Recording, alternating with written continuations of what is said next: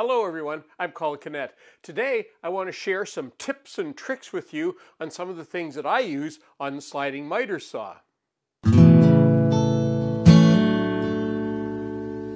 we are at the sliding miter saw, and one of the things that you may not remember all that because we don't use it all that often unless you're a carpenter.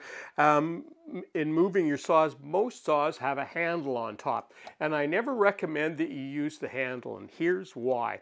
Many times in many saws, when you lock the saw down and pick it up by the handle, what that does is it takes it out of alignment, and it doesn't take it out that much, but as soon as you move it to a new location, you cut a couple of boards and you check them and they're out of alignment, and that's because when you move the saw with the handle, the base is so heavy that it can wiggle by a degree or two or whatever it is. That saw, either the blade goes this way or angles. So if you can, if it's at all possible, of course, unplug it. Pick up the saw by the base whenever you're moving it.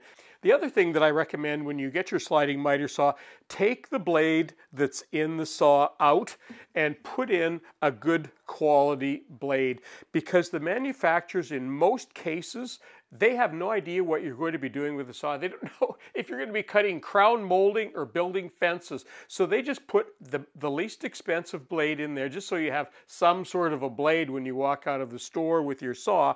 But it's up to you to decide what it is you're going to be doing and put in a good quality blade so that you get the optimum performance that you can from your saw.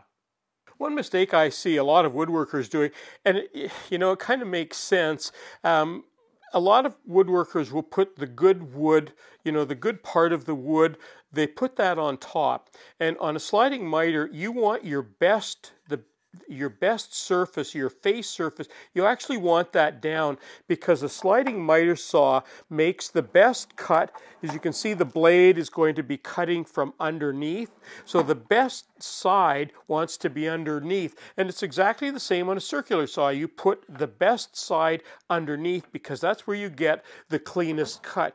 If you're going to get any tear out, it's going to be on top. So make sure that you put your best face down, and that will give you better cuts. Every saw has a limited distance that it will cut depending on how thick the material is. For example, this saw, with, as you can see, with 3/4 inch material, it looks like it would cut about 13, maybe 13.5 inches, which is a problem, because if you want to cut 14-inch wood, what do? Well, here's a little trick that you can do. You can put on what we call a sacrificial base, and I've just got a couple of pieces of MDF here.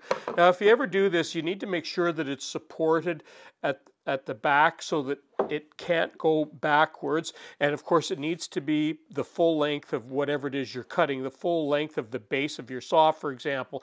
But look at the difference that you can get. Now, that's what I started with, but look at, because let me move this back for a second here so you can see. Because we're so much higher, look at all the extra blade width that we can get. See that?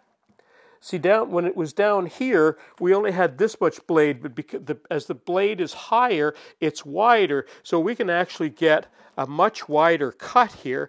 And you can see out here that you can get probably an extra inch or inch and a half on each side. So in a pinch, when you need to cut something that happens to be, say, 14 inches or 14.5 inches, you might be able to do that by putting on a sacrificial base.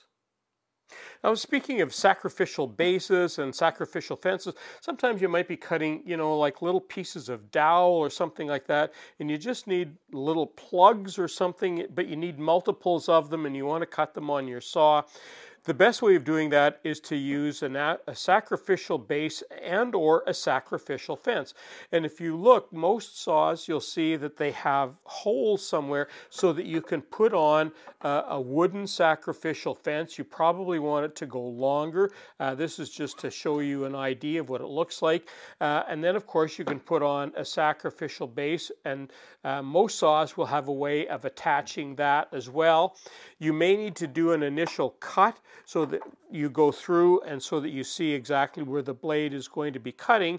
But that's a very good way so that your pieces don't go flying out the back. And of course, it's much, much safer when all of your wood is supported properly. Now, sometimes when you're cutting angles like this and you don't get it quite right, readjusting the base, sometimes some saws, they just aren't fine enough to adjust to get a good angle on there. So what I do with those is I just use these popsicle sticks, and I've shown you them before. And rather than making an actual movement, I'll put that in the back there. You can see that in the back. And then rather than making an actual cut, often what I'll do, because it's just a fine cut, bring the saw blade all the way down, then butt the wood up to it, and then turn the saw on and bring that up, and that gives you just a very fine cut. And you can do that a couple of times.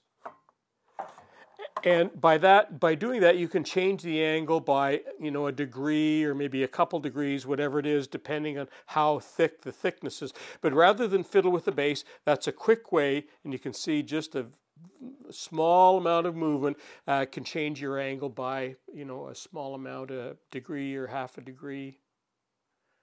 Well, that concludes my video for today. But before I go, I know some of you are going to ask, what's the little red thing there? That's the little pencil holder that Ernie sent me. Now I've got a place to put my pencil on here in case I need to mark some wood before I cut it with my miter saw.